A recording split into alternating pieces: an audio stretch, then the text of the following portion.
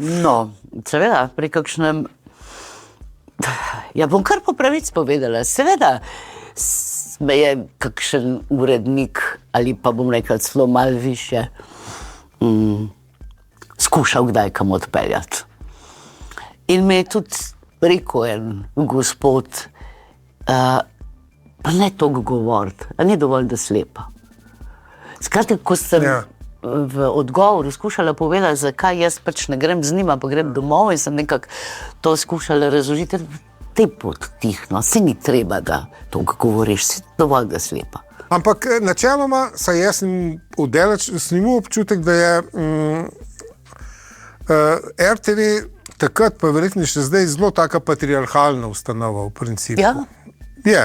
Ja, je. Čeprav zdaj, če bi šla pogledati, bi videla, da je poklic novinarja zelo, ženske so, prevladajo. Ja, ampak ta duh patriarhalnosti pa kar laufa, a ni? Duh in vzdušje pa še vedno je.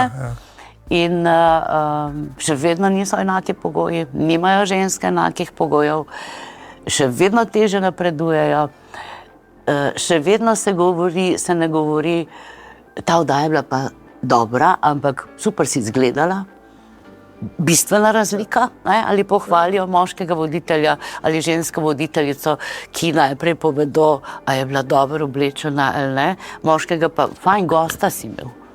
Drug pristop. Ko si to zdržala? Ko se ti mogli boleti, ne? Ne vem, če sem jaz to tako opazila. Jaz sem zelo velikokrat se, in to nezavedno reševala s smehom. Okay.